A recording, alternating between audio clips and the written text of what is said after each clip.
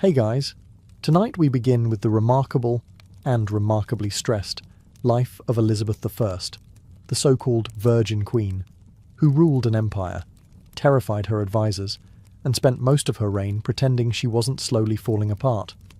So before you get comfortable, take a moment to like the video and subscribe, but only if you genuinely enjoy what I do here. And let me know in the comments where you're tuning in from and what time it is for you. It's always fascinating to see who's joining us from around the world. Now, dim the lights, maybe turn on a fan for that soft background hum, and let's ease into tonight's royal misery together. It's the year 1533, and you've just been born into the Tudor dynasty. Congratulations. You've officially entered the world's most chaotic family business. Your father is Henry VIII, a man who believes he's been personally appointed by God to rule England and destroy the concept of stable relationships. Your mother, Anne Boleyn, is witty, ambitious, and currently the most hated woman in Europe. Together, they've produced you, a baby girl, which is already the first diplomatic crisis of your life. Everyone was expecting a boy, a strong heir, a future king. Instead, out you come, wrapped in royal linen and disappointment. The midwives murmur, healthy and beautiful, but what your father hears is useless for succession. You've been alive for 5 minutes and you've already let him down. An impressive start, really. Your christening is lavish because it has to be. Courtiers line up to pretend they're thrilled. Trumpets blare, priests bless, and half the guests are trying not to laugh. There's polite applause for the princess, who, according to rumour, ruined her mother's chances of keeping her head attached. Even the godparents look like they're wondering if it's too soon to ask for transfers. For a brief moment, things go well. You have your own nursery, silk blankets, and a team of servants who definitely gossip about you the second they leave the room. You're fed, clothed, and occasionally acknowledged. Luxury by Tudor standards. Then, 2 years later, your father gets bored, your mother gets accused of witchcraft, and your household suddenly downsizes. When you're 2, your mother walks up to the scaffold at the Tower of London. Her crime? Failing to give Henry a boy and daring to have opinions. The axe falls, and with it, your status. Overnight, you go from Her Royal Highness to the King's awkward mistake. Henry marries again within weeks, because grief is inefficient. You're left in the care of strangers who hope you don't remind anyone you exist. But here's the thing. You're a Tudor. You inherit the family curse, survival through spite. You'll grow up quiet, clever, and terrifyingly patient. And one day, you'll make the world regret laughing at your birth. You grow up learning what every Tudor woman learns eventually. You're only valuable until you aren't. And since your mother's been executed and your father's moved on to wife number 3, your value has dropped somewhere between royal heir and stray cat we can't be seen feeding. You live in the countryside now, exiled from court but surrounded by expensive tutors. Because even disgraced daughters are expected to be brilliant. You learn Latin before you can spell your own name, read Greek before most nobles can read anything, and spend your afternoons politely pretending not to notice when courtiers whisper about your mother's unfortunate past. Your father, Henry VIII, does not visit. He's busy producing sons with other women, or killing them when they disappoint him. You don't take it personally. He forgets people exist all the time. Still, every new royal birth is a reminder that you're replaceable. When your half-brother Edward is born, England throws a parade. When you sneeze, no one writes about it. At meals, your attendants bow too low and talk too little.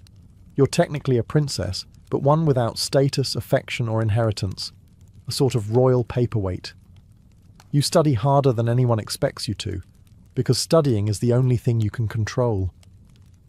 Every grammar rule memorized, every Latin verse recited, is one more brick in the wall you're quietly building between yourself and humiliation. Your only real stability comes from your tutors, who notice something dangerous in you. Intellect. You absorb knowledge like oxygen, and that terrifies people. Intelligent women in Tudor England don't get rewarded. They get accused of witchcraft. So you learn another essential Tudor skill, smiling just enough to look harmless. When your father finally dies in 1547, you don't cry. It's hard to miss someone you mostly knew from paintings. The throne passes to your brother, and you, the brilliant, bastardized daughter, remain where you've always been, hovering near power, watching it destroy everyone who touches it. But deep down, you already know your time will come. You've survived shame, exile, and the constant background noise of gossip. And if you've learned anything so far, it's this. Being unwanted has its advantages. No one sees you coming. You're 14 now, old enough to read Latin fluently, quote Cicero, and apparently ruin your reputation without even trying. After years in the countryside, you're invited to live with your stepmother, Catherine Parr, Henry VIII's sixth and final wife. She's smart, kind, and astonishingly alive for a Tudor queen. You think you might finally have a mother figure. Enter Thomas Seymour, Catherine's new husband, and England's reigning expert in bad decisions. He's handsome, ambitious, and allergic to boundaries. The man could flirt with a brick wall and somehow make it political. Unfortunately, he decides you're the wall. At first, his behaviour is dismissed as playful. He sneaks into your chambers at dawn, tickles you while you're still half asleep, and cuts your dresses for fun. Catherine laughs it off, because in Tudor England, harassment isn't scandalous unless it becomes paperwork.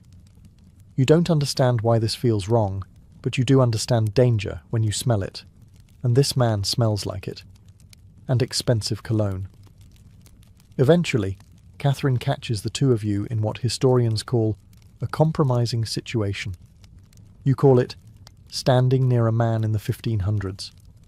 You're sent away immediately, your household dissolved, your maids interrogated, and your name dragged through every corridor in London. The Privy Council investigates.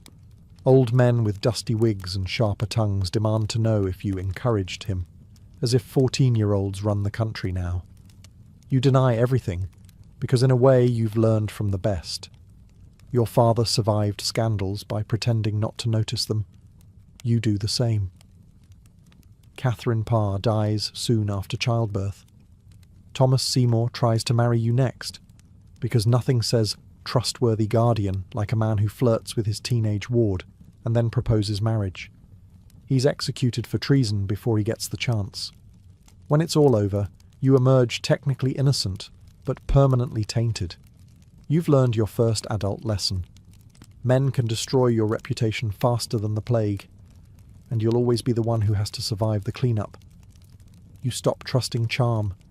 You stop trusting love, and you start practicing your smile, the one that hides everything dangerous behind silence. Your teenage years end the way most Tudor stories do, with someone else being crowned and you quietly wondering how long it'll take before they try to kill you. Your half-brother Edward VI becomes king at 9 years old, which is about 6 years past the average Tudor life expectancy. You play the role of the supportive sister, polite, educated, invisible, while the real power sits with the men around him. They call it a regency council. You call it the same old patriarchy, but now with powdered sleeves. For a while, things are calm. You study, write letters, and pretend you're not constantly being watched. But the moment Edward dies, the entire country panics, because no one wants your other half-sister, Mary Tudor, to take the throne. She's Catholic, she's angry, and she has a list. You stay out of it. You've learned to survive by not picking sides, a skill that will serve you well when everyone else starts losing their heads. Mary becomes queen anyway. England rejoices for about 3 days before she starts burning Protestants alive. You keep your head down, which in this era is not a metaphor. But then, predictably, someone drags your name into a plot to overthrow her. You're arrested, hauled off to the Tower of London, and placed in the same fortress where your mother died. It's damp, cold, and full of the sound of people not making it out. The guards won't meet your eyes, and the walls smell like fear and mildew. You sleep in the shadow of a scaffold, fully expecting to use it soon. You write letters to Mary begging for mercy, not because you expect her to read them, but because it's what you're supposed to do before execution. Weeks pass. Nothing happens. Mary spares you, either out of guilt, politics, or the faint memory that you share a father who ruined both your lives. You walk free, pale, shaken, but alive. And that's the day you realise what kind of queen you'll need to be if you ever sit on that throne, charming enough to be adored, ruthless enough to stay alive, and paranoid enough to never sleep again. It's 1558, and after years of imprisonment, interrogation, and pretending to be unimportant, you've finally outlasted everyone who wanted you dead. Your half-sister Mary Tudor dies, probably from stress, guilt, or bad timing, and suddenly, you're queen. Congratulations, you've just inherited one of the most dysfunctional kingdoms in Europe. England is broke, half Catholic, half Protestant, and one sermon away from civil war. Your advisors are old men who think women should only rule kitchens, not countries. And your royal treasury? It's emptier than your father's wedding vows. The coronation is magnificent, of course. Gold banners, ringing bells, crowds screaming your name as if trauma has been cancelled. Everyone's thrilled to have a fresh start. You, on the other hand, know better.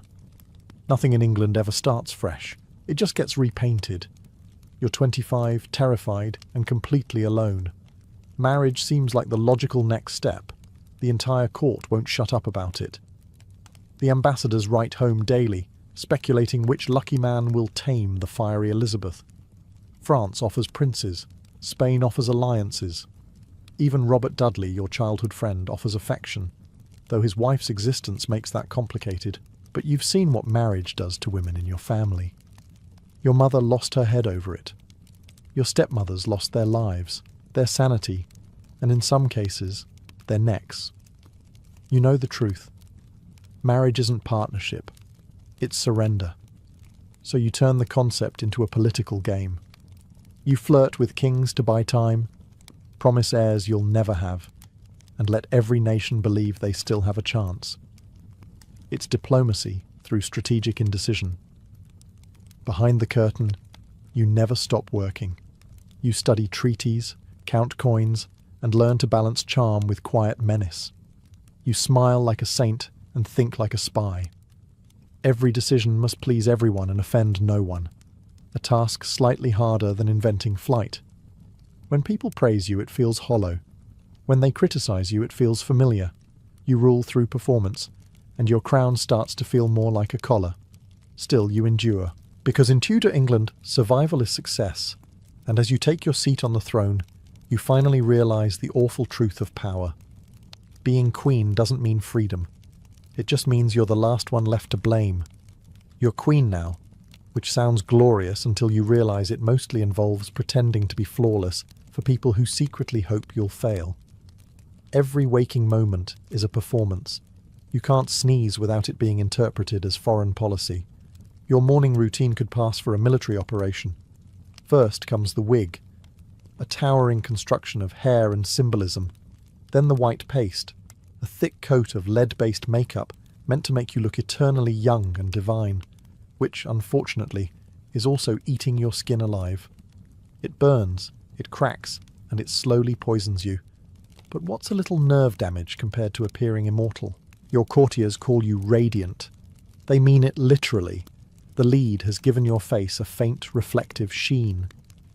You smile through the pain, because that's your job. Not to rule, but to reassure. England must believe its queen is perfect, eternal, and utterly in control. Even when your heart skips from exhaustion and your hairline has fled for safety. The portraits help. You command artists to paint you as a goddess. No wrinkles, no shadows, no humanity. The image works so well that even your enemies start to believe it. You become less of a woman and more of an icon, a glowing marble statue with a pulse. It's brilliant propaganda, and a personal nightmare. At court, perfection is survival. Any hint of weakness becomes gossip by noon and a political rumour by supper. You can't afford friends, only spectators. The ladies in waiting who dress you whisper behind fans. Ambassadors take notes on how tired you look. One wrong word, one slip of temper, and someone somewhere writes to Spain that the Queen's mind weakens. So you double down. You smile harder, speak softer, and wield charm like a dagger. You never cry where anyone can see you, never show illness, never admit you might be lonely. Every day you build the myth a little higher, Elizabeth the Glorious, Elizabeth the Eternal, the Virgin Queen, until even you start forgetting where the act ends and the person begins. And when the candles go out at night, you wipe the makeup away, stare into the mirror, and wonder quietly how much of you is left underneath the paint. Every morning you wake up to the same question from your council, your courtiers, and half of Europe. So, Majesty, have you picked a husband yet? It's not curiosity. It's a threat disguised as small talk, because in their minds, a queen without a king is a problem waiting to happen, like a carriage missing a wheel or a candle burning without permission. You've been queen for years now, and somehow you've managed to stay single. That alone feels like witchcraft. Ambassadors write anxious reports to Madrid and Paris. Her Majesty remains obstinately unmarried. You can practically hear the panic echoing across the channel. You play the game masterfully. When Philip of Spain sends a proposal, you smile and stall. When the Archduke Charles tries, you smile and stall again. When Robert Dudley, your oldest friend and the most dangerous option of all, gets too close, you send him away, twice. Because the one thing worse than scandal is scandal with feelings. With, you've seen what marriage does to women like you. Your mother lost her head over it. Your sister Mary lost her crown. Your stepmother's lost, well, everything else. So you invent a new kind of monarchy, one where you flirt with nations but marry none. You are both the bride and the dowry, the promise and the punishment. Still, the loneliness creeps in. You catch yourself watching Dudley too long across the council table. You see his hand tremble when he bows. You both know what this could be, and what it would cost. Then his wife conveniently falls down a staircase and dies. The rumours arrive before her funeral does. You don't attend either. The court gossips, foreign rulers speculate, and poets romanticize. The Virgin Queen, they call you, though not with kindness. You let them. Chastity, after all, makes excellent branding. You wear the title like armour.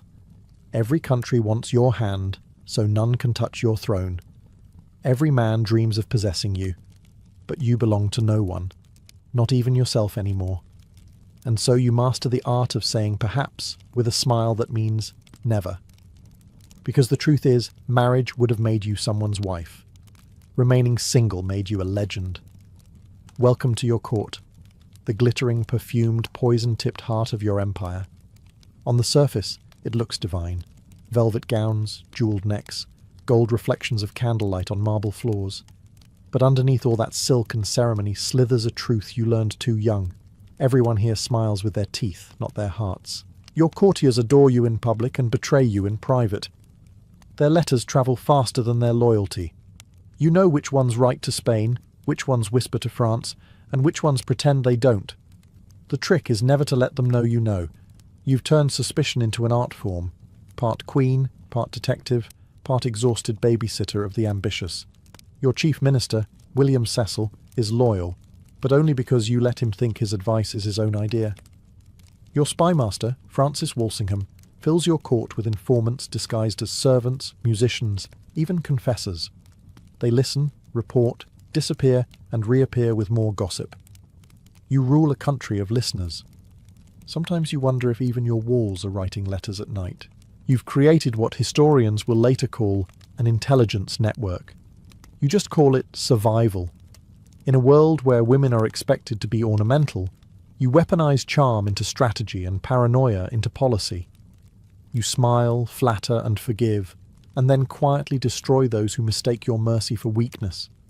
It's exhausting work. You can't eat without wondering who's tasted it first.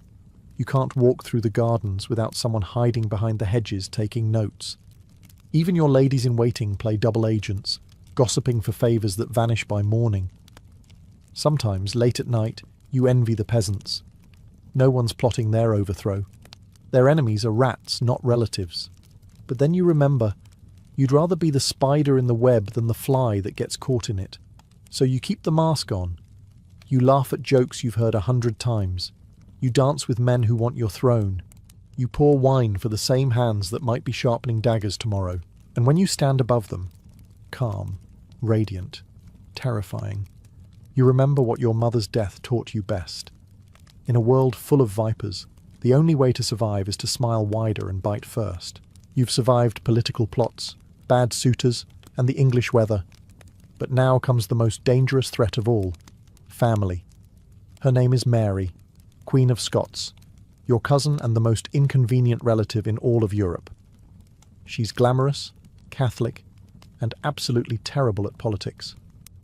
Imagine the exact opposite of you. All charm, no caution. She marries unwisely, alienates her nobles, and somehow manages to make being royal look like a group project gone wrong. Eventually, she flees Scotland after a small civil war, which is impressive considering she started it. And where does she run for safety? England. To you. Because nothing says smart decision like seeking refuge with a woman whose throne you technically have a claim to. You don't want her here. You can feel the Catholic nobles twitching with excitement already. Mary is everything they think a queen should be, soft, feminine, and blessed by the Pope. You, meanwhile, have been excommunicated and wear lead makeup thick enough to stop a musket ball. But if you send her away, she'll plot abroad. If you keep her, she'll plot at home. So you lock her up. Politely, of course.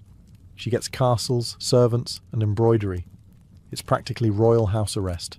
For 19 years. You visit occasionally in letters. Distant, careful, never personal. She writes back in flowery apologies you don't believe. Then your spies intercept a letter. A new plot to assassinate you and put Mary on the throne. The Babington plot, they call it. You read her coded reply with the kind of detached disappointment usually reserved for spoiled wine. You don't want to kill her. You really don't. But you also like your head attached to your body, and history has already shown what happens when Tudors get sentimental. So you sign the warrant. The executioner does his job, and when the axe falls, it's not triumph you feel, it's dread. Because in that moment, you've killed more than a rival. You've killed the last person alive who truly understood what it means to wear a crown. And for the first time in your reign, the silence afterward feels heavier than the applause. The year is 1588, and congratulations, the most powerful man in Europe wants you dead. Philip of Spain, your ex-brother-in-law and professional sulker, has decided to invade England. His reason? Religion, revenge, and the general principle that women shouldn't run countries. He builds the Spanish Armada, 130 ships strong, loaded with guns, gold, and self-confidence. The priests bless it, the poets praise it, and the sailors assume it'll be easy. You, meanwhile, have an aging navy, limited funds, and the distinct feeling that England's destiny might come down to the weather. Your advisors panic. You don't. You give one of history's most famous speeches instead. At Tilbury, in armour, on horseback, surrounded by soldiers who can't decide if they're inspired or terrified. You tell them you have the heart and stomach of a king, which ironically is truer than you'd like to admit after years of Tudor stress eating. The moment becomes legend. But here's the secret. After the speech, you go back to your chambers, take off the armour, and nearly collapse. You're exhausted, anxious, and half poisoned by the very makeup that keeps your public face shining. Meanwhile, divine intervention arrives in the form of English weather. Storms shred Philip's navy like wet parchment. The invincible armada limps home in pieces. You've won, though technically so did the wind. Still, you take the credit. You deserve it. You've held your kingdom together through charm, caution, and the occasional gust of divine assistance. London erupts in celebration. Bells ring, poets write, and the streets smell like victory and unwashed bodies. They call you Gloriana, the Saviour Queen, the goddess who defied Spain. You smile, wave, and retreat behind your mask of white paint. But victories, like makeup, crack with time. You know the truth. The war nearly bankrupted you. Your navy is in ruins, and your health is quietly unravelling. Beneath the lead and the lace, your skin burns and your teeth ache. You can't feel your fingertips anymore. Still, you keep the smile. You let them see Elizabeth the Conqueror, not Elizabeth the Mortal. Because queens aren't allowed to age, only to fade beautifully. And you, ever the perfectionist, plan to do even that on your own terms. You've won wars, outsmarted assassins, and survived a childhood most people wouldn't survive a week of. Yet somehow, the thing you're most famous for isn't your political genius or your iron will. It's the fact that you've never been married. The Virgin Queen. It started as an insult, then became a weapon, and now it's a brand. You've turned chastity into statecraft. In an age obsessed with heirs, you've made not having one the cornerstone of your power. You are England's bride, your body the kingdom's property, your virtue its national security policy. Congratulations. You've become the world's most dignified hostage. Your portraits show you as ageless, radiant, divine, all white silk and starlight. In reality, your skin burns under the makeup, your teeth ache, and your back feels like it's negotiating surrender. But the illusion must hold. The poets compare you to goddesses, which sounds flattering until you realize that most of those goddesses ended badly. Behind the glory, there's the cost. You can't love, you can't trust, you can't even sneeze without a dozen diplomats wondering if it's symbolic. The same men who praise your divine wisdom also gossip about your wrinkles. Courtiers bring you mirrors like offerings, though you've long stopped enjoying what stares back. You sometimes think of Robert Dudley, the man who loved you before you became an institution. He's dead now, and his absence lingers like perfume in a locked room. You never married him, not because you didn't want to, but because England would have never forgiven you for choosing your heart over your crown. Queens don't get to make human mistakes, only national ones. So you embrace the myth. You are Gloriana, Astria, the untouchable light of Albion. It's lonely work, being a symbol. You attend masques, approve poetry, sign death warrants, and go to bed surrounded by silence. You tell yourself it's worth it, that the world will remember you as the queen who needed no man. But on some nights, when the palace is still and your crown sits forgotten on the table, you wonder what it would have been like to be remembered as a woman instead. Time, like the court gossip, never shuts up. You're older now, though no one's allowed to say it. The portraits still show you ageless, radiant, and surrounded by golden suns, as if denial itself could stop decay. But in truth, your hair is thinning, your teeth are crumbling, and your hands shake when you write. The price of being eternal is starting to show. Your oldest friend, Robert Dudley, is gone. His death hits you like a ghost slipping into the room. You find his final letter, sealed and waiting for you, and keep it in a box labelled simply, his last letter. You never open it. You don't need to. You already know what it says, and the knowledge is both comfort and punishment. You were the queen he loved, and the woman who could never love him back. The younger generation fills your court now, eager, polished, and utterly ungrateful. Robert Devereux, the Earl of Essex, becomes your new favourite, mostly because he reminds you of the old one. Charming, reckless, and stupid in exactly the same way. You spoil him, tolerate him, and then, inevitably, have to execute him. Because that's what happens when men mistake your affection for weakness. The day Essex dies, you stay in your chambers. No speeches, no music, just silence, and the faint smell of the candles burning too low. You once ruled through fear and fascination. Now you rule through habit. The crown feels heavier, your counsel louder, and your patience thinner. You start seeing ghosts. Not the supernatural kind, the memory kind. You see your mother in every polished mirror, your father in every demand for loyalty, Dudley in every dream, and Mary Stuart in every doubt. The past won't stay buried. It sits beside you, whispering that all this glory came at the cost of everyone you ever cared for. And still, you smile for your courtiers. You joke, you dance, you pretend. Because that's what queens do. They turn grief into ceremony and heartbreak into performance. But in the quiet hours of the night, when even the spies are asleep, you whisper into the dark, not a prayer, not a confession, just a name. And then you fall silent again, because history doesn't care if queens are lonely, only if they last. You've outlived them all. The lovers, the enemies, the poets, the fools. Even the mirror seems reluctant to keep up. You are 70 now. Or rather, you are whatever age your portrait says you are. The face on the canvas still glows like divine sunlight. The one in the mirror looks like the afterimage.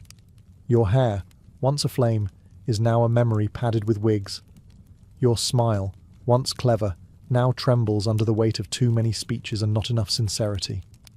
You've spent 40 years pretending to be immortal, and somehow it worked too well.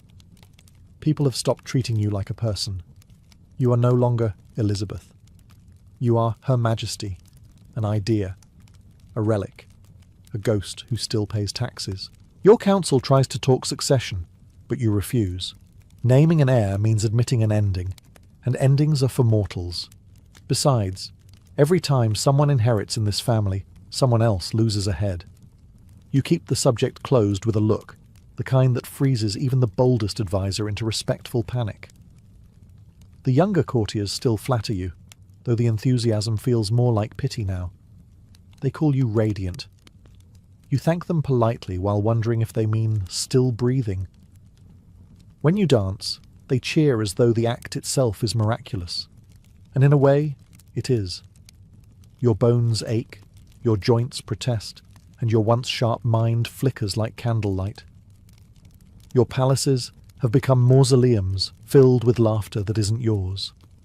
You wander their halls dressed in white, draped in jewels that shine brighter than your eyes ever could. Servants whisper that the queen never sleeps anymore. And they're right. Sleep feels too much like surrender. When you do sit still, you listen for footsteps that never come. No husband, no children, just the distant echo of power fading into history. The price of being England's eternal mother is realizing you will die childless, heirless, and surrounded by people rehearsing how to mourn you. So you rise each morning, powder the ghost, and perform the miracle one more day.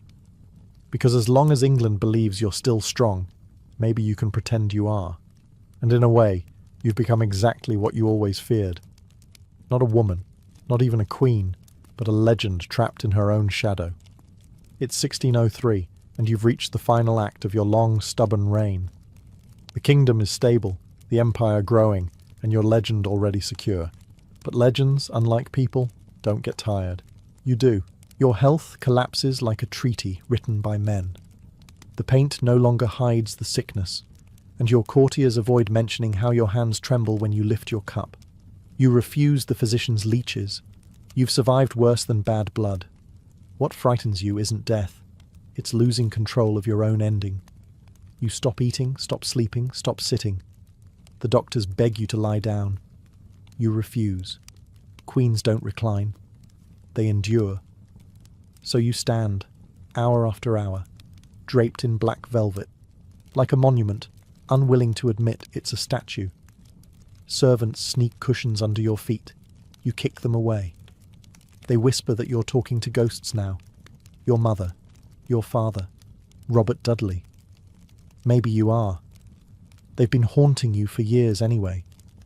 You murmur to the shadows about duty, power, and how none of it feels as heavy as the crown once did. The courtiers outside your door listen, afraid to interrupt in case you decide to outlive them again. When at last your strength gives out, you sink to the floor. It's almost funny. After a lifetime of defying gravity, your body insists on reminding you that queens are made of bones, not marble. Your counselors rush in, panic written across faces that have seen too much history. You say nothing. You just stare at the crown on the table, the one thing you could never wear without bleeding for it. In your final hours, you finally do what no one expected.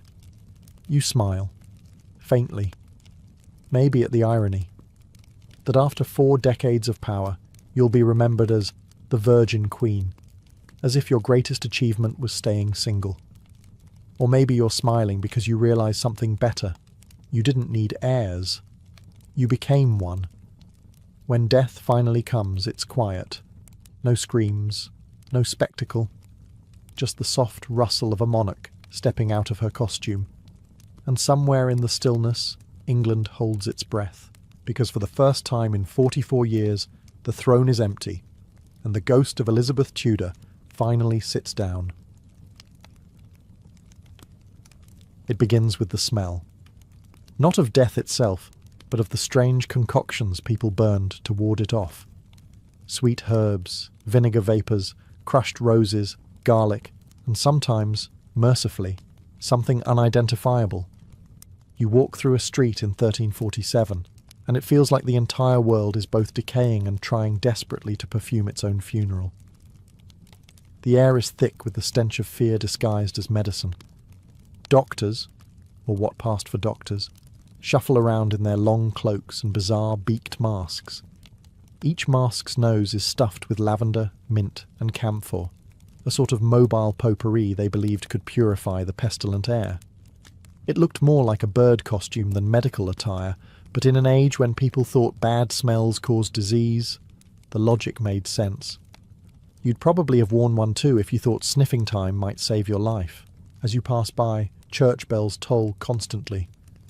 Not for prayer times, but for funerals. People light fires in their homes, not for warmth, but to cleanse the air. Families toss handfuls of herbs into the flames, sage, rosemary, juniper, and hope the smoke will keep the plague from seeping through their windows. Some even believed the scent of roses could repel death itself. Roses! As if the Grim Reaper were simply allergic to florals. The real doctors, university men with Latin scrolls and clean hands, were useless. They debated endlessly whether the plague came from corrupted air, a misalignment of planets, or perhaps God's wrath. Meanwhile, the people on the streets tried everything. They rubbed onions on their skin. They drank vinegar like it was holy water. Some even stuffed crushed emeralds into their mouths because a wealthy Venetian once claimed it absorbed poison, and if you were lucky enough to afford a physician, he'd probably bleed you dry, literally, under the belief that illness was caused by bad humours. You'd sit there, dizzy and half dead, while he proudly announced you were cured of imbalance. The irony, of course, was that the only thing the treatment truly balanced was the number of graves. By the end of the week, even the healthiest-smelling lavender couldn't hide the truth.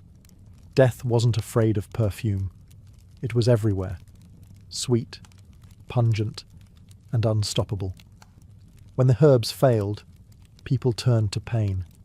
Not the kind you treat, but the kind you inflict, on yourself, publicly, for God to see. Across Europe, processions of men and women began marching from town to town, chanting hymns and beating themselves bloody with whips tipped in iron or knotted cords. They were called flagellants, and they believed their suffering could atone for humanity's sins and stop the plague. Spoiler, it didn't. Imagine the scene. A long line of pilgrims, half naked, their backs already raw from earlier lashes, trudging barefoot through muddy streets. Children cry, old women cross themselves, and the smell of rot mixes with sweat and sanctity. With every crack of the whip, blood splatters onto the cobblestones. It's part ritual, part horror show, and part very bad science experiment. They sing hymns about mercy as they bleed, convinced their pain buys forgiveness in bulk. Some towns welcomed them like saints. Priests would bless their procession, bells would ring, and townsfolk would join in, hoping a little collective misery might scare the disease away. Other cities, however, saw them as dangerous fanatics. In places like Strasbourg and Cologne, flagellant groups became so disruptive, preaching against the church, spreading panic, and occasionally carrying the plague with them, that even the Pope had to issue a ban. Imagine getting excommunicated for loving God too loudly. The psychology behind it was simple and tragic. If the Black Death was God's punishment, then maybe he just needed to see people were sorry. The whips were their apology letters written in flesh. And yet, the more they marched, the more the plague spread. Blood, sweat, and open wounds made perfect incubators for disease. Some cities even reported new outbreaks following the flagellants' arrival. Divine irony, if there ever was one. In a way, they were medieval influencers, spreading a trend no one really wanted, but everyone copied out of fear of missing salvation. For a few brief years, the roads of Europe echoed not with trade or music, but with the rhythmic crack of self-punishment. And when even that failed to stop the dying, humanity began to realize a grim truth. No amount of faith, flowers, or flagellation could cleanse a world that didn't understand its own sickness. By 1348, Europe was crawling with doctors, alchemists, astrologers, and complete frauds, all confidently diagnosing a disease they didn't understand. In every town, you could find a man selling miracle tonics in glass bottles that looked suspiciously like coloured water. Some claimed to distill antidotes from crushed pearls, while others offered elixirs made from snake oil, mercury, or even powdered mummy. Yes, literal ground-up corpses imported from Egypt. Nothing says healthcare quite like a dash of pharaoh dust. If you were wealthy, your treatment came with better packaging. Nobles hired personal physicians who charged a fortune to read the stars before deciding whether to bleed you or burn herbs. One popular theory blamed the alignment of Saturn, Jupiter, and Mars for poisoning the air. So, if you died, it wasn't your doctor's fault, it was astrology. The universe had simply scheduled your demise. For the poor, medicine looked more like improvisation. Local wise women brewed potions out of garlic, honey, and crushed frogs. Others prescribed carrying a dried toad around your neck to draw out the poison. If that didn't work, you could always sit between two roaring fires until you nearly fainted. Theoretically, the heat scared the disease away. Realistically, it just roasted the patient. Then, there were the opportunists, the travelling quacks who sold fake relics and holy powders from saints' bones that were probably just crushed chalk. They wandered from village to village, leaving behind lighter purses and heavier graves, some even dressed as plague doctors, beak and all, to look professional. You'd think the long robe, leather gloves, and ominous crow mask would inspire confidence, but it mostly terrified people. And still, they paid. Yet, among all the nonsense, a few healers genuinely tried. They burned infected clothes, isolated the sick, and noticed, though couldn't explain, that those who avoided contact with others tended to survive. These were the accidental pioneers of quarantine, centuries before the word existed. Still, for every careful observer, there were a dozen confident fools mixing vinegar and unicorn horn in a pot. Medicine had become theatre. If you looked like you were fighting the plague, people believed you were. It didn't matter that your cure did nothing. Hope, even false hope, was the only thing keeping anyone sane. When logic failed, people turned to fire. Cities across Europe began lighting massive bonfires, not to celebrate, but to cleanse. It was believed that heat could drive out the corrupted air, the invisible miasma carrying death. In towns like Florence and Paris, the smell of burning herbs, wood, and sometimes entire piles of clothes filled the streets. You could hear the crackle of hope and hysteria mixing together in the smoke. People threw anything remotely suspicious into the flames. Old bedding, straw mattresses, cats, even personal letters that might carry the plague. The richer folk added perfumes and resins to their fires, trying to make death smell pleasant. Poorer families just burned whatever they could find, mostly damp wood that filled the alleys with choking fumes. The irony was thick enough to taste. People suffocating themselves in an effort to breathe clean air. City officials organised purification days, ordering every household to light fires simultaneously so the collective heat might lift the plague into the heavens. Some believed the smoke would rise to God and show that the city was taking action. Others, more desperate, thought it might physically push the disease away. In both cases, the logic went up in smoke. Then came the bonfires of superstition. Rumours spread that certain groups had poisoned the wells or brought the sickness through witchcraft. Fear turned pyromaniacal. Suspected witches, foreigners, and even lepers were dragged from their homes and thrown into flames meant for purification. The fires no longer cleansed. They consumed. Meanwhile, inside homes, people burned herbs in small pots and carried them room to room like incense. Juniper, frankincense, and rosemary were the holy trinity of household fumigation. Doctors recommended burning sulphur and tar too, though that often led to fainting or worse. But if you passed out, at least you weren't coughing, so they counted it as progress. The whole ritual became a kind of performance art. People felt safer when they could do something. Anything. Watching smoke billow into the sky was a comforting illusion of control in a world that had lost all sense of it. The Black Death didn't vanish in the fire, but for a few brief, smoky moments, people could pretend it might. And in the face of unstoppable death, pretending was its own strange medicine. When the air turned foul and the plague crept through every crack and alley, vinegar became the medieval equivalent of hand sanitizer. If hand sanitizer burned your tongue and did absolutely nothing, people soaked everything in it: clothes, sponges, coins, even themselves. Vinegar was cheap, sharp, and most importantly, smelled like effort. In an age without germ theory, that counted as medicine.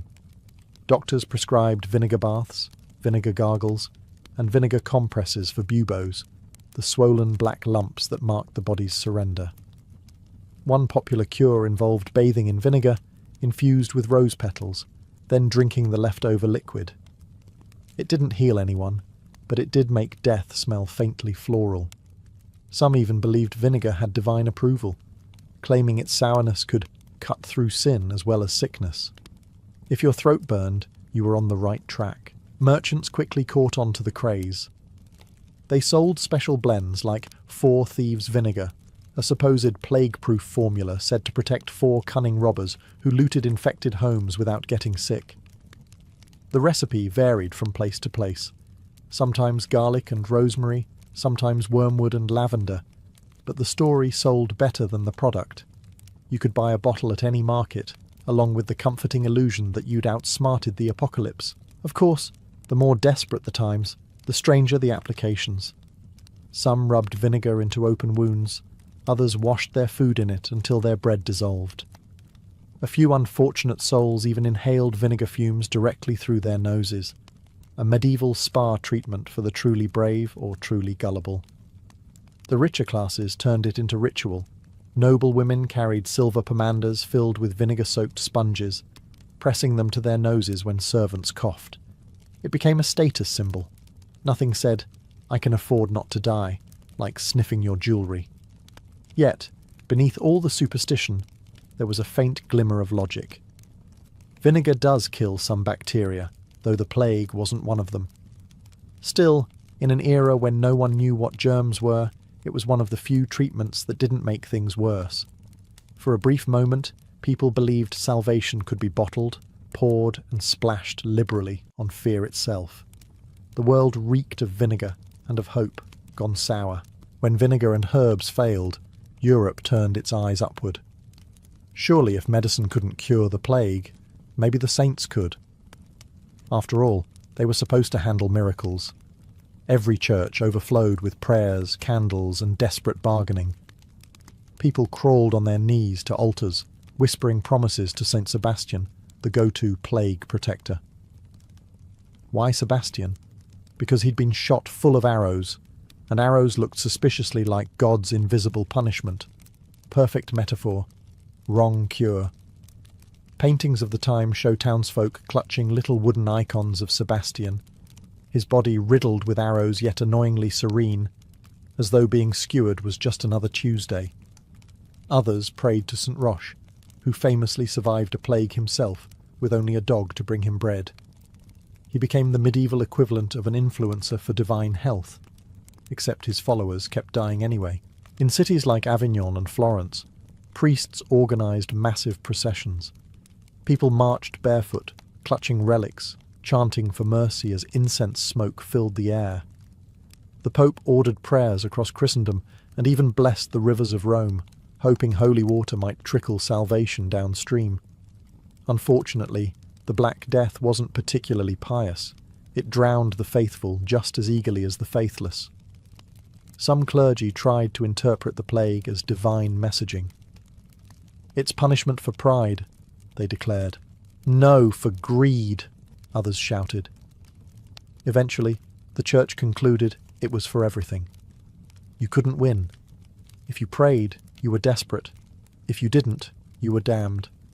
Even monks who lived in isolation, eating little and praying much, started dropping dead.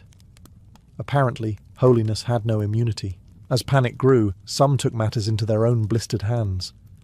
People built small roadside shrines out of desperation, leaving coins, bread, or bits of jewelry to attract divine favour.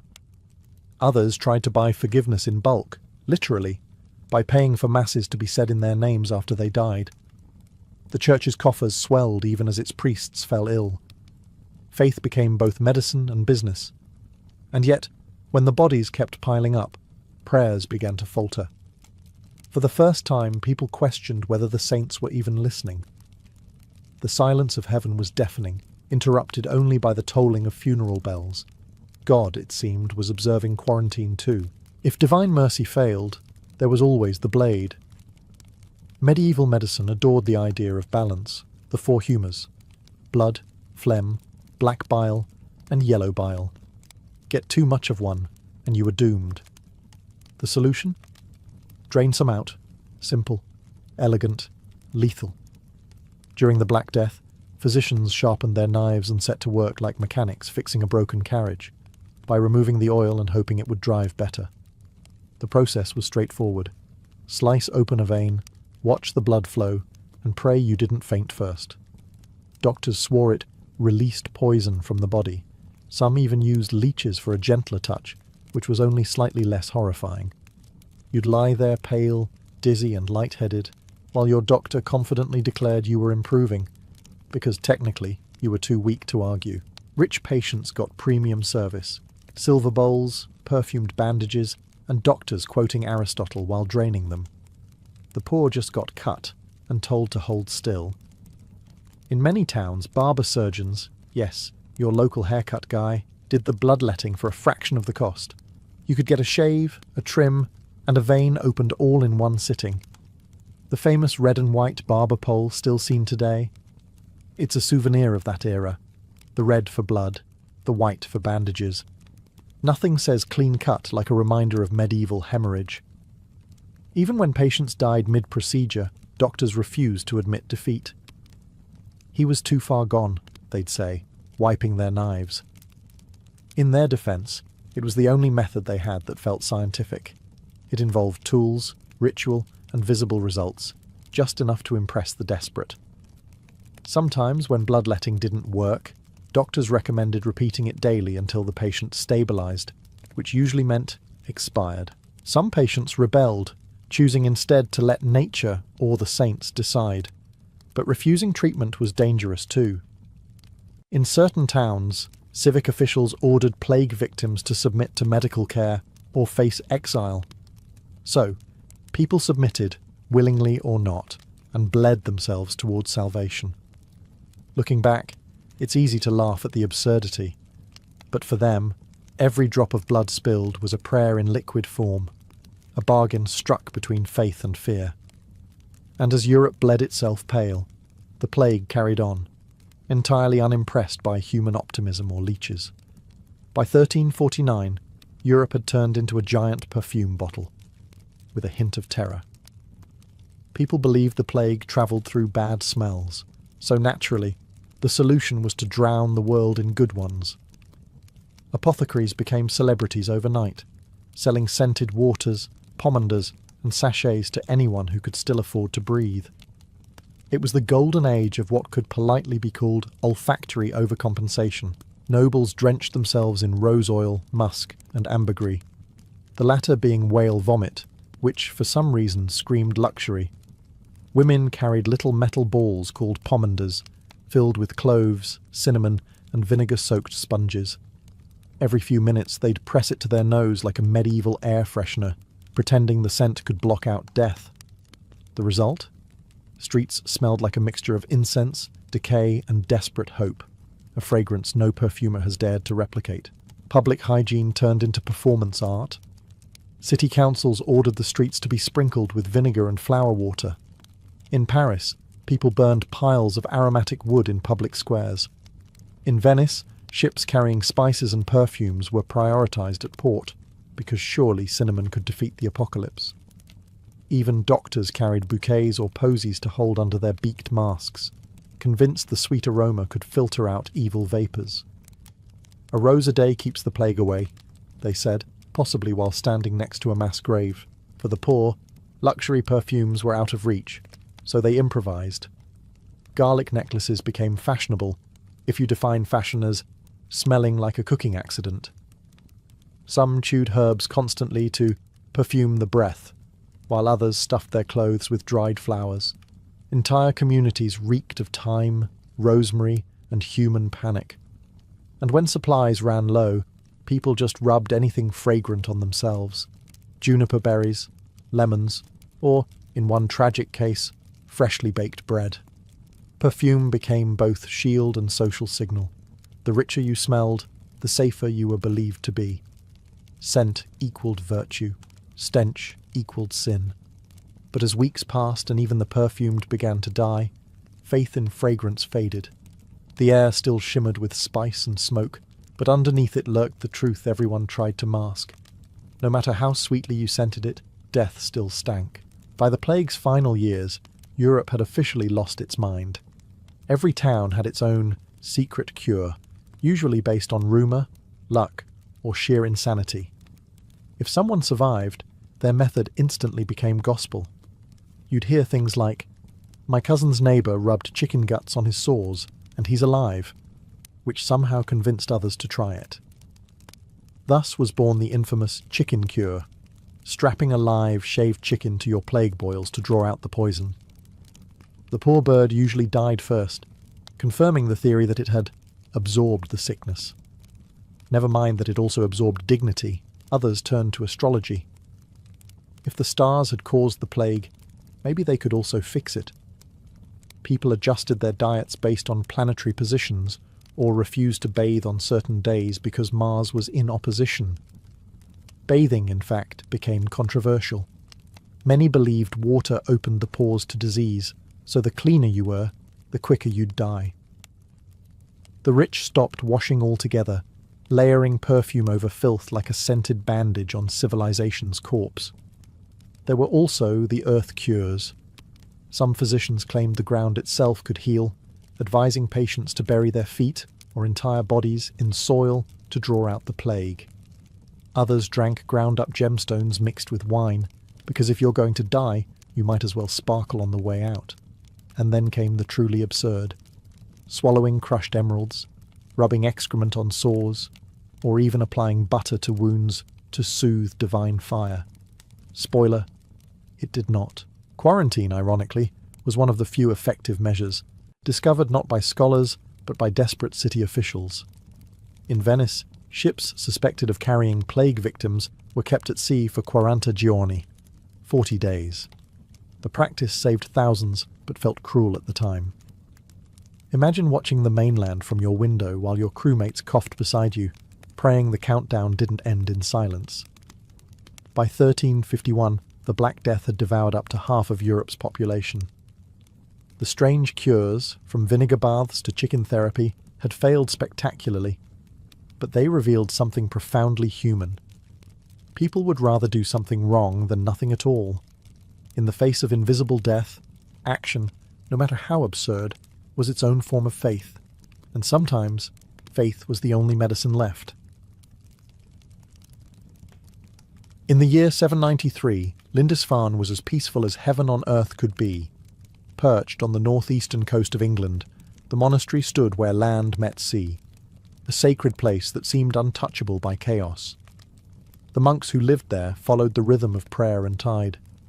At dawn, the bell tolled softly across the salt wind. By candlelight, they copied scripture onto vellum, their ink-stained hands steady and faithful. To them, the outside world was distant and uncivilized. Their island was a fortress of faith, guarded not by walls, but by God himself. The sea, however, had its own plans. For centuries, the monks saw the ocean as a symbol of creation and mystery, a divine mirror reflecting heaven's order. But beneath its calm surface lay a truth they couldn't comprehend. It was also a road. And somewhere beyond the grey horizon, other men had been watching that road, men who worshipped not one god, but many. Men who spoke in thunder and carried axes that gleamed like firelight on steel. To them, the world wasn't a place to pray in, it was a place to take. The early summer of 793 had been unusually warm. Crops grew tall, the fish were plenty, and the monks took it as a sign of divine favour. They sang louder, gave thanks longer, and carried on as though heaven itself smiled on Lindisfarne. They didn't see the warning signs, driftwood from the north, strange sails rumoured by fishermen, or the whispers that reached from the Orkney Isles about sea wolves. Wolves, they said, that hunted across waves instead of forests. On June 8th, as dawn broke and mist rolled over the tide pools, a dark line appeared on the horizon. The monks thought it might be traders, or perhaps pilgrims. After all, who would dare bring violence to God's doorstep? But as the ships drew closer, their curved hulls and painted dragon heads told another story entirely. The quiet monastery, once a sanctuary of faith and learning, was about to meet a world that didn't believe in sanctuaries. The monks of Lindisfarne had spent their lives gazing toward heaven. They never thought death would come from the sea. The Vikings came not with warning, but with wind. Their ships, sleek, shallow-drafted, and impossibly fast, cut through the North Sea like razors through silk. Long, curved hulls carried them silently until they were almost upon the island. Each vessel bore a carved dragon's head on its prow, its eyes painted red as if to drink in blood. To the monks of Lindisfarne, who had never seen such things, it was as if monsters had risen from the deep. The raiders were young men hardened by endless winters, warriors from Norway, men who had grown up listening to sagas of gods who demanded courage and conquest. Their faith was in the storm, their prayers were war cries. They rode under grey skies, shouting to Odin and Thor for strength. Behind them trailed the smell of tar, sweat, and salt, the scent of the world that had sent them here. They weren't kings or generals. They were farmers, hunters, and fishermen, driven by hunger for silver, land, and glory. When the longships scraped against Lindisfarne's shore, there was no negotiation, no herald, no declaration of war. Just the thud of boots on wet sand and the shriek of gulls startled into the air. The first monk who saw them thought they were traders, until he saw the axes. Iron flashed. The sound of steel striking bone shattered the morning calm. The invaders moved swiftly through the monastery grounds, kicking open doors, overturning altars, tearing gold from crucifixes. Their fury seemed not random, but sacred, like a rival religion proving its god was stronger. The monks tried to resist, but their hands were trained for quills, not swords. Some fled to the cliffs, others knelt and prayed. A few stood their ground, clutching crosses as if faith could stop iron. It didn't. The Vikings had never seen such wealth gathered in one place. Goblets, illuminated manuscripts, jewelled reliquaries. To them, this was not desecration. It was divine justice. The gods of the north, they believed, rewarded the brave and took from the weak. By the time the sun reached its height, Lindisfarne was silent again, but no longer holy. Smoke rose from the ruined chapel, mingling with the sea mist. The waves carried away both blood and rumour, whispering the same message across every shore. The north had awakened. The attack on Lindisfarne was swift, but its echo lasted for centuries. In the chaos, the line between martyrdom and massacre blurred. Monks were dragged from their cells, struck down before their own altars. The sacred manuscripts they had spent decades copying, golden letters on fine calfskin, were torn, trampled, or thrown into the flames. Firelight flickered through the cloisters, dancing across broken icons and blood-smeared stone. To the Norsemen, this was not blasphemy. It was victory. To the survivors, it was the apocalypse. Those who managed to flee ran barefoot across the tidal flats, clutching relics to their chests, bones of saints, bits of wood said to come from the true cross, anything that might still hold power. Behind them, the Vikings tore through the monastery like wolves through a pen. They took what glittered, chalices, golden crucifixes, silver plates, and left behind what they couldn't carry: corpses and questions. The raiders didn't understand the horror they'd unleashed in the minds of Christian Europe. For them, monasteries were simply vaults guarded by unarmed men who kept their treasure under the name of a god that never fought back. They had struck not just a building, but an idea, the illusion that faith alone could shield civilization. The world beyond the North Sea learned that morning that the age of miracles had ended. Steel was the new scripture. By nightfall, the fires on Lindisfarne could be seen for miles along the coast. Fishermen in distant villages watched the orange glow and whispered of demons. Some claimed to hear screams carried by the wind. Others said angels wept in the sky. The next morning, the tide washed ashore fragments of the monastery's library. Pages from the Gospels soaked and curling in the surf, their Latin words now unreadable, as though God himself had gone silent. The survivors buried their dead and wrote letters of lamentation. One monk described the scene as a harbinger of great terror, the beginning of sorrows. He was right. The raid on Lindisfarne was more than an act of violence. It was a message carved in fear. The sea, once seen as the boundary of Christendom, had become its door. And from that door, the Vikings were just beginning to step through. News of Lindisfarne spread faster than any ship could sail. Within weeks, the story raced through monasteries and royal courts alike, a tale so shocking that many refused to believe it at first. An island of holy men, slaughtered by pagans from the sea. It sounded like a warning from Revelation itself. But soon, letters arrived from survivors, and the truth became undeniable. The North Sea, once thought to divide the faithful from the wild, had been crossed, and with it, Europe's sense of safety drowned. In monasteries across Britain, bells tolled for the dead of Lindisfarne. Priors and bishops met in candlelit chambers, whispering prayers that trembled into fear. Even King Ethelred of Northumbria was said to sit in stunned silence, unable to grasp how such men, godless wanderers from beyond the known world, had reached his shores. For generations, the Church had taught that divine favour protected Christendom. Yet, the monastery had fallen without a miracle, without warning, without mercy. Chroniclers called it a sign of God's wrath. The Anglo-Saxon Chronicle recorded immense whirlwinds, flashes of lightning, and fiery dragons were seen flying in the sky before the great famine and the harrowing of the heathen men. To the people of the age, this wasn't poetry. It was evidence. The attack wasn't random. It was punishment. Maybe the monks had grown proud. Maybe the church had grown rich. Or maybe God had simply turned his face away. Panic spread along the coasts. Monks began fortifying monasteries, digging trenches and moving relics inland. Pilgrimages slowed, trade faltered, and every ship on the horizon was suddenly suspect. The Vikings, once just a rumour from the north, became the embodiment of chaos, a reminder that civilization was fragile and faith had limits. But amid the fear, fascination took root. Who were these sea raiders who dared to defy the Christian God? Tales of their strength, their ships, and their strange gods began to spread like wildfire. To some, they were monsters. To others, a dark omen.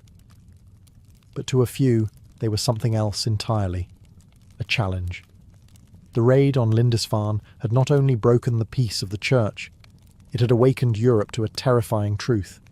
The age of the Northmen had begun, and no coast would ever sleep quietly again.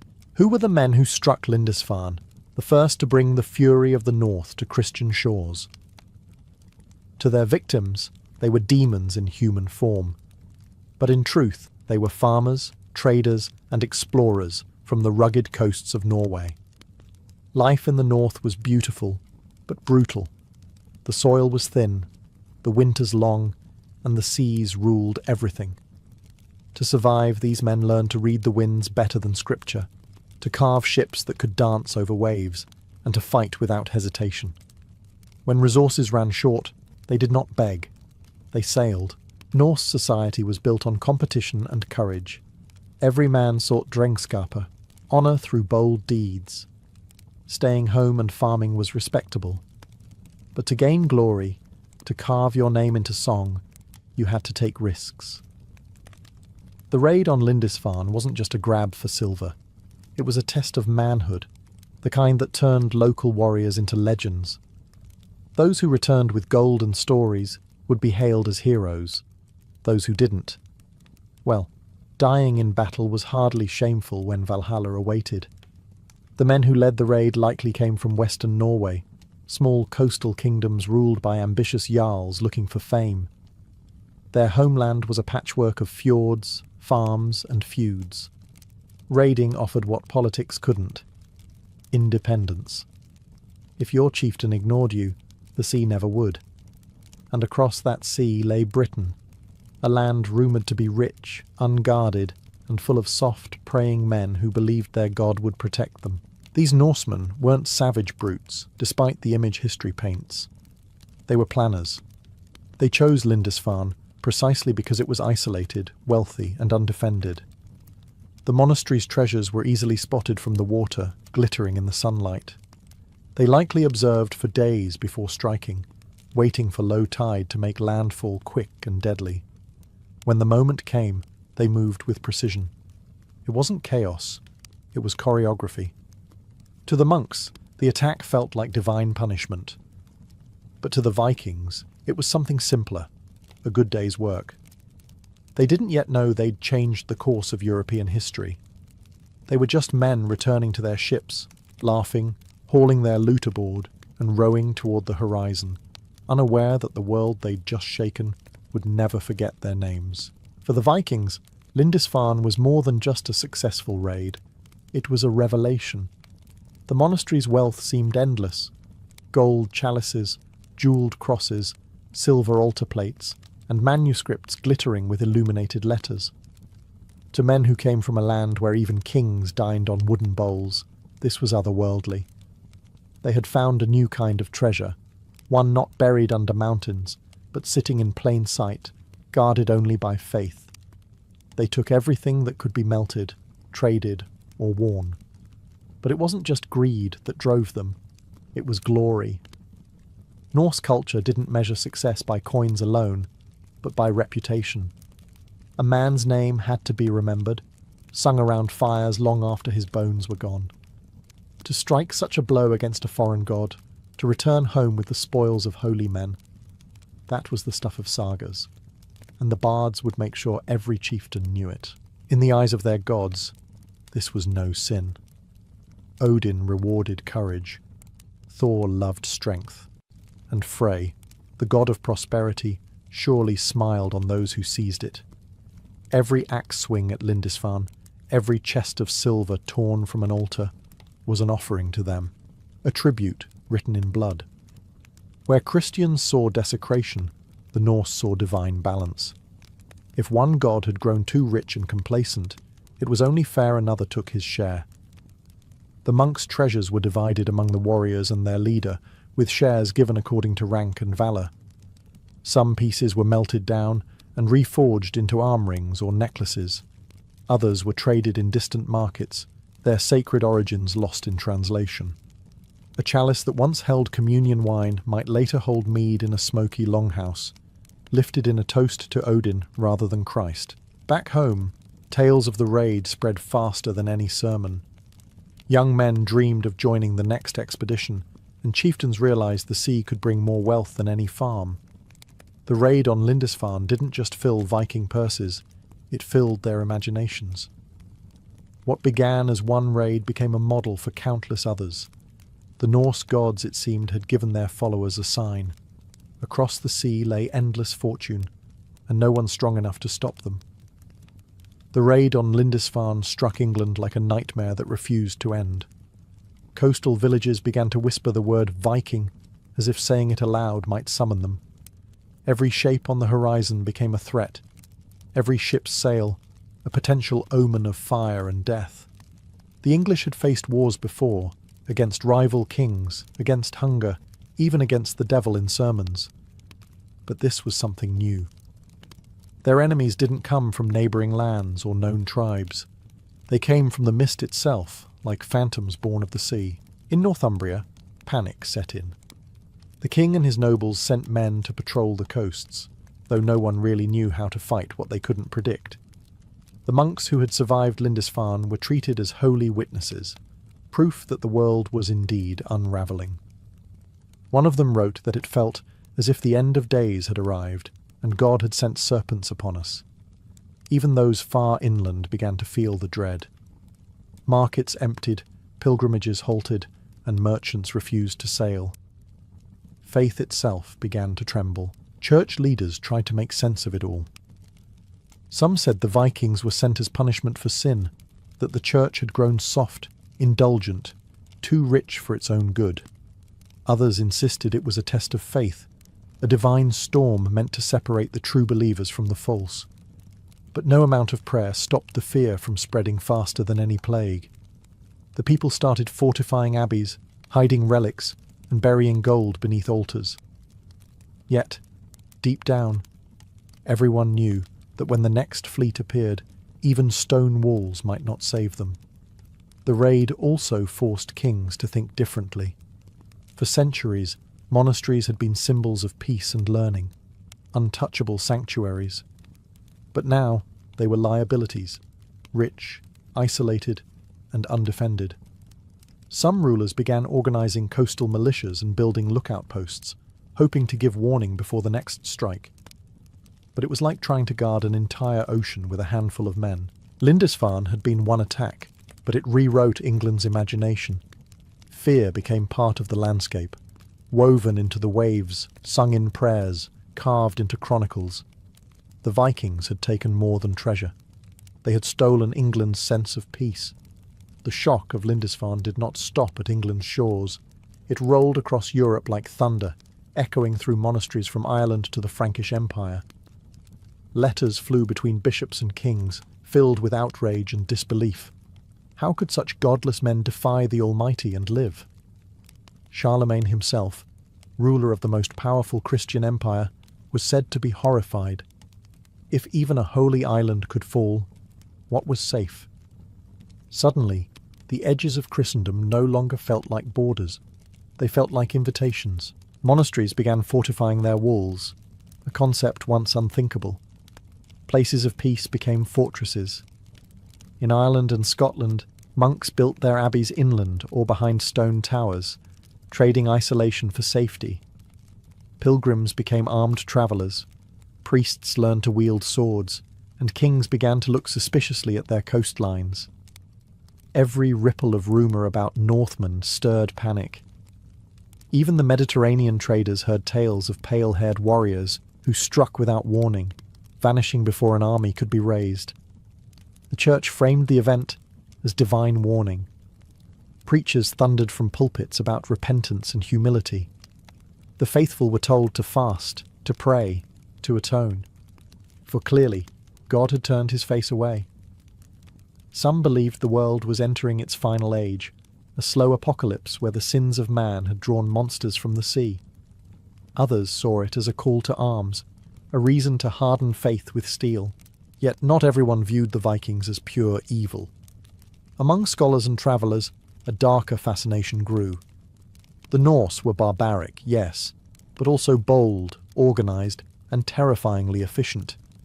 How had such distant tribes mastered ships that could cross oceans faster than imperial fleets? How did they navigate by stars, wind, and instinct alone? Europe realised that these were not savages in skins. They were craftsmen, tacticians, and merchants when it suited them. The North had risen with discipline as much as fury. Trade routes began shifting. Merchants learned to pay for protection, and entire economies adapted to fear. Monks hid relics underground. Kings reinforced coasts. Fishermen stopped sailing alone. But for all the panic, there was awe too. The Vikings had cracked open Europe's illusion of divine safety, and what spilled out was both terror and wonder. The sea, once seen as the world's edge, had become its new beginning. When the smoke cleared over Lindisfarne, the world that emerged was not the same. That single raid in 793 was not just an act of violence. It was the first heartbeat of a new era.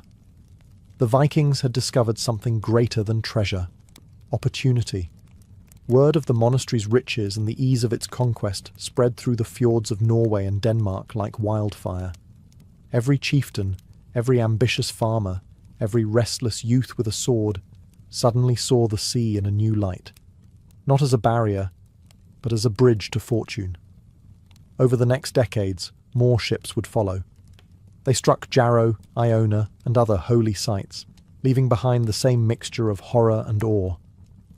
What began as a single raid evolved into a pattern, then a strategy, then an age.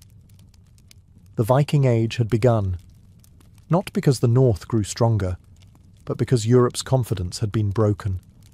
The raiders had found their weak point: wealth without warriors, faith without walls. Lindisfarne became a legend almost instantly. Chroniclers described it in trembling ink, calling it a harbinger of great terror. It became a symbol of fear to the Christians and of triumph to the Norse. Songs of the raid reached longhouses across Scandinavia, sung beside fires that burned late into the night. Fathers told their sons about the golden island across the sea, where even priests bled silver. Soon, shipbuilders worked faster, warriors trained harder, and the coastline of England became the frontier of a new, unstoppable movement. And yet, in a strange way, Lindisfarne connected two worlds that had never truly met. Out of its ashes came centuries of conflict, trade, and cultural exchange. The same Vikings who had come as destroyers would later settle, farm, and even convert to the very faith they had once shattered. But on that first day, they weren't conquerors or converts. They were simply explorers with axes, testing the edge of their world. The monastery's ruins would stand for generations, half rebuilt, half haunted, a monument to the moment when isolation ended. From that point on, no coast in Europe would sleep peacefully again. The North had found its voice in fire and steel, and the world would spend the next 3 centuries learning to listen.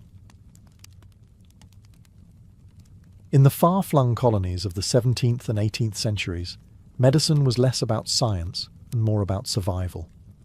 Disease was as common as dust, and trained physicians were rarer than gold.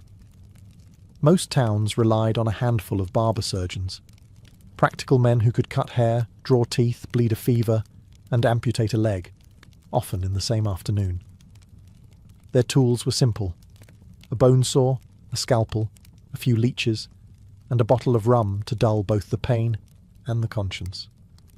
In colonial medicine, if it didn't kill you, it counted as a cure. Hospitals were almost non-existent. Treatment took place in taverns, barns, or the patient's own bed. Surgery was performed on rough wooden tables, wiped down with seawater, and anesthesia was a luxury no one could imagine. The only painkiller was strong drink and prayers. A patient about to lose a limb would be told to bite down while a friend held them still. Infection was inevitable, but no one understood why. Doctors thought pus was a good sign. Laudable discharge, they called it. Proof that the body was fighting back. In truth, it was sepsis taking root. Colonial doctors practiced under the shadow of ancient theories. The 4 humours, blood, phlegm, yellow bile, and black bile, still dictated diagnosis. If you were ill, your humours were out of balance, and balance could only be restored by force: bleeding, blistering, purging, or vomiting. Fevers were met with leeches, headaches were treated with bloodletting, and if you survived the treatment, you were declared cured, whether you actually were or not. Yet amid all the superstition, there was ingenuity. Colonists learned from indigenous healers who used local herbs and roots unknown to European medicine: willow bark for pain, tobacco smoke for resuscitation, and sassafras for fevers. These remedies often worked better than anything imported from London.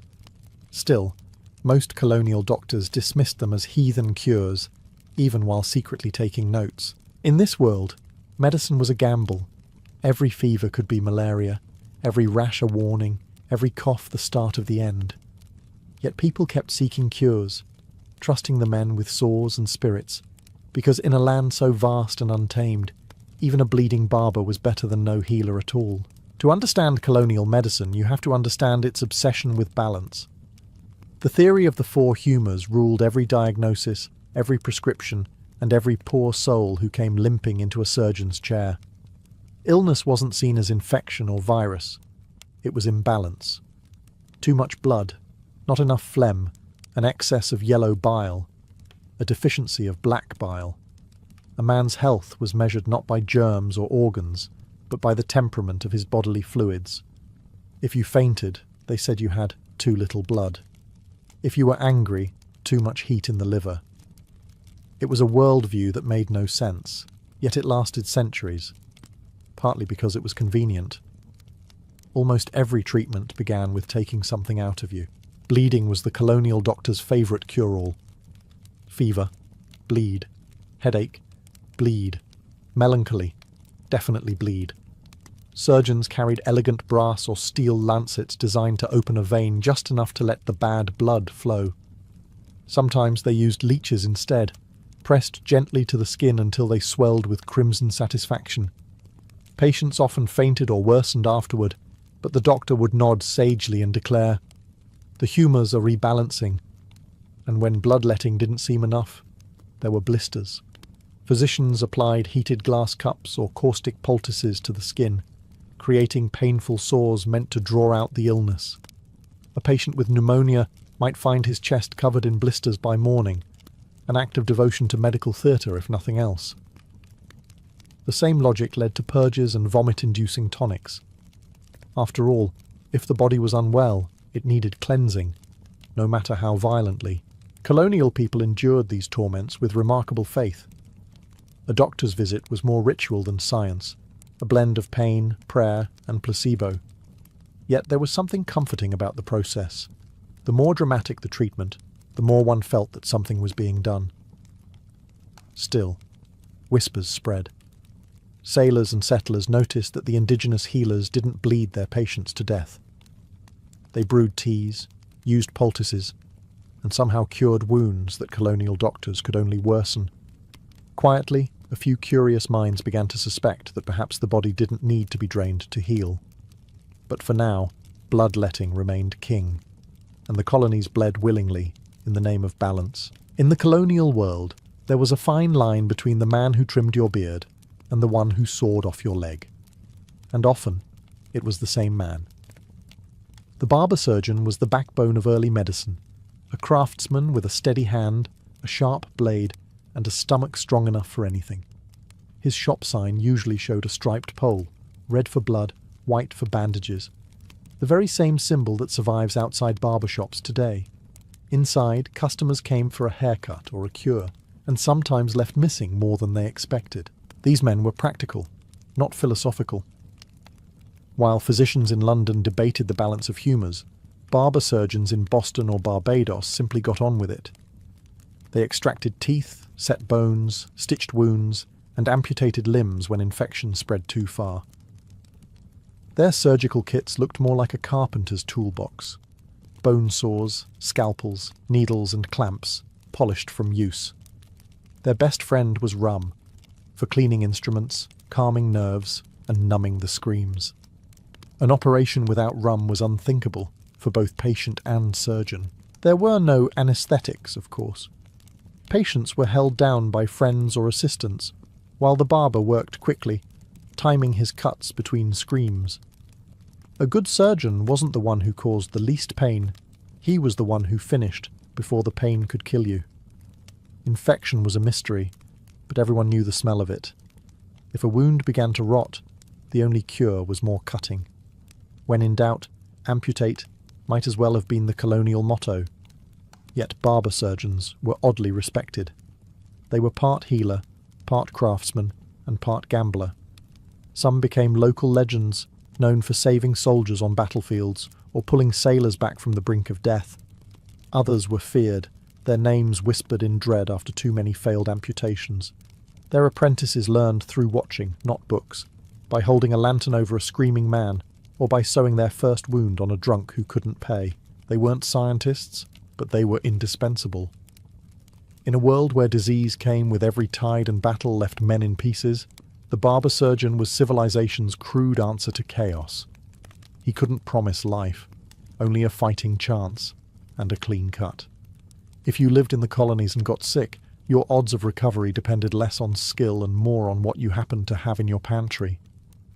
Rum was the universal medicine, disinfectant, anesthetic, painkiller and morale booster all in one. Got a toothache? Gargle rum. Fever? Drink rum. Surgery coming up? Drink twice as much. A few surgeons even poured it directly onto open wounds, believing its sting meant it was killing the poison. In truth, it was mostly killing the patient's ability to care. Then there were the leeches, the quiet, wriggling assistants to nearly every colonial doctor. They were kept in jars of water like pickled grapes, prized for their ability to draw out bad blood. Physicians applied them to the temples for headaches, to the abdomen for stomach pains, and to the feet for fevers. Each leech could drink up to 10 times its weight in blood, and afterward, the doctor would smugly show the bloated creature as proof of a successful treatment. Patients often felt weak or dizzy afterward. Not surprising, since they'd just donated half a pint of themselves to medical superstition. For internal problems, purges and vomit tonics were the fashion. Mixtures of mercury, molasses, and herbs were served in generous doses, with predictable results. If you weren't purging, sweating, or bleeding, you weren't getting better. Or so the logic went. Colonial health advice could be summarized in one grim sentence. If it feels awful, it must be working. It must be, luck played a larger role than anyone admitted. 2 patients with the same illness might receive identical treatment. One would recover, the other would die. To doctors, that was just the will of God, or perhaps a patient's lack of moral virtue. Faith and medicine were deeply entangled. Sin and sickness were cousins. Repentance was often prescribed alongside rest. Still, amidst the chaos, a few remedies truly worked, often by accident. Rum and herbs sometimes did disinfect wounds. Leeches, in rare cases, relieved swelling, and when the body miraculously healed itself, the doctor took full credit. Colonial medicine was a game of chance played with blades, bottles, and prayers. And in that game, rum and leeches were the dice everyone kept rolling. While barber surgeons handled bleeding and battle wounds, the true guardians of life in the colonies were the midwives. These women were healers, counsellors, and witnesses to birth and death, often all in the same night. In an age before hospitals, childbirth happened at home, surrounded by neighbours and candlelight, with the midwife guiding everything from first contraction to final breath. For most women, she wasn't just a medical figure. She was hope itself, wrapped in linen and smelling faintly of herbs. Midwives had no formal training. Their wisdom came from experience, passed from mother to daughter, from mentor to apprentice, through whispered lessons learned on blood-stained floors. They knew which herbs could ease pain, which teas could stop bleeding, and which prayers to mutter when the baby came too soon. Chamomile, pennyroyal, and raspberry leaf were their trusted allies. But when things went wrong, when the baby was breech or the mother's strength faltered, there was little to do but pray louder and work faster. Despite their skill, colonial society viewed midwives with suspicion. The church approved of their service, but distrusted their power. A woman who could bring life into the world without a man's help was seen as both holy and dangerous. Whispers of witchcraft followed midwives everywhere, especially if their patients survived illnesses others did not. More than a few were accused of unnatural knowledge, as if survival itself were an act of sorcery. Still, communities depended on them. A good midwife was worth more than gold. She delivered babies in freezing cabins, aboard ships at sea, and in the heat of Caribbean plantations. Her hands knew no rest. When soldiers' wives went into labour, she was summoned before the priest, before the doctor. For all the authority men claimed over medicine, it was women who brought the next generation safely into the world, or tried to. Every birth was a gamble. Many mothers never rose from the bed again. Many babies never drew breath. And yet, life continued. Midwives washed the dead, then helped deliver the next child, often in the same room. In a brutal world ruled by infection and fear, their work bordered on the miraculous. They didn't promise safety, only presence. And somehow, that was enough. Long before European medicine set foot in the colonies, healing already had deep roots in the land. Indigenous peoples across the Americas possessed centuries of botanical knowledge, a living pharmacy drawn from forests, rivers, and fields. When settlers arrived, coughing, bleeding, and blistered from their own civilized cures, it was often indigenous healers who saved them. They introduced remedies that seemed like magic to European eyes: willow bark for pain, tobacco smoke for asthma, sassafras for fevers, and echinacea for wounds. To the colonists, these cures came from nature. To the indigenous, they came from balance between body, spirit, and earth. European doctors trained in cities far from nature didn't trust such practices. They dismissed them as heathen or superstitious, even as they quietly adopted them when desperation demanded it. Colonial physicians soon found themselves trading silver and rum for herbs they couldn't name but knew worked. Some learned to combine native knowledge with old-world methods, creating a strange new hybrid of science and superstition: bloodletting followed by a poultice, prayer mixed with plant medicine. It wasn't progress so much as a truce between two worlds. In New England, settlers learned to use witch hazel to reduce swelling and yarrow to stop bleeding.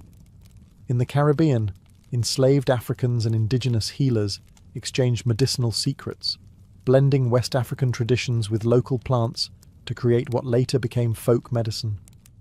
These healers often worked in secret, outside the colonial system that saw their wisdom as a threat to authority. Yet their remedies spread quietly, even reaching the hands of colonial doctors, who would later take credit for discovering them. Herbal medicine offered something colonial surgery never could: gentleness. While barber surgeons relied on blades and blistering, herbalists trusted patience.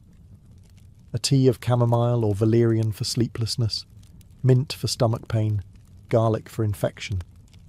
These cures didn't require screams or rum, just time and knowledge.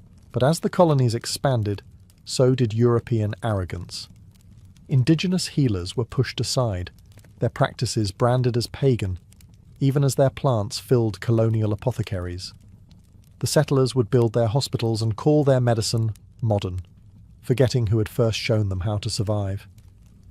Yet, in quiet kitchens and forest clearings, the old remedies endured, whispered, brewed, and remembered. Of all the enemies faced by colonial medicine, none were as feared as smallpox.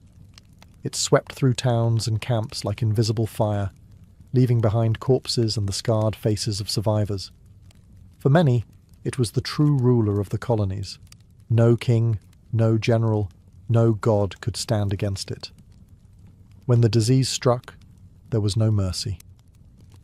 The first signs, fever, aches, and spots, were enough to send families into hiding and entire communities into panic.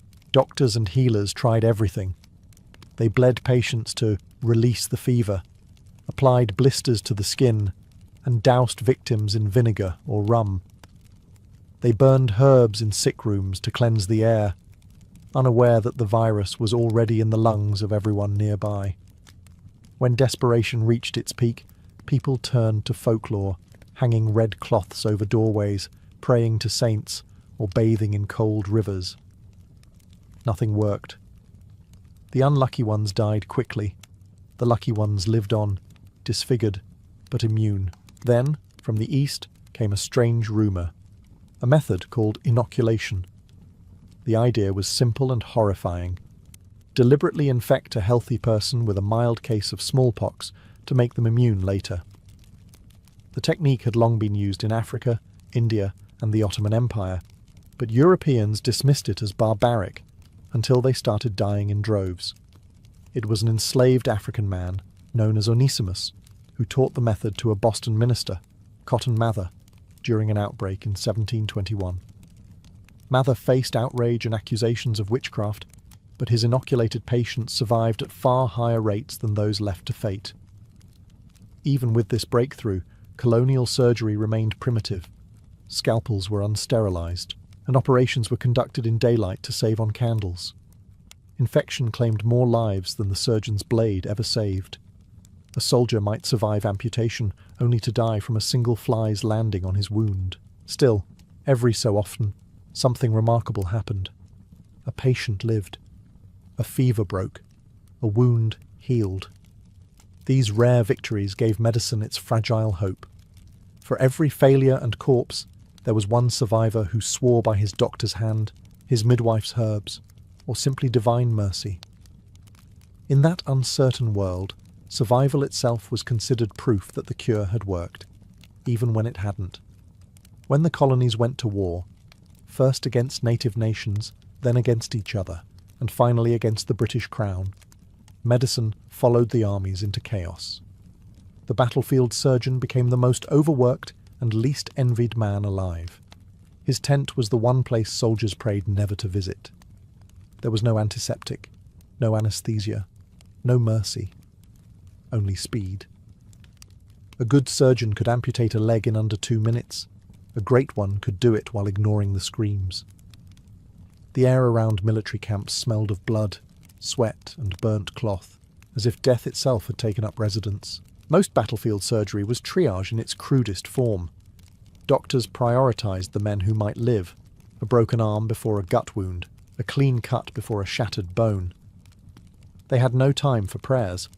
Assistants held the patient down, while the surgeon sawed through flesh and bone, tying arteries with silk thread or horsehair. The stump was dipped in rum or tar to seal it. Sometimes it worked.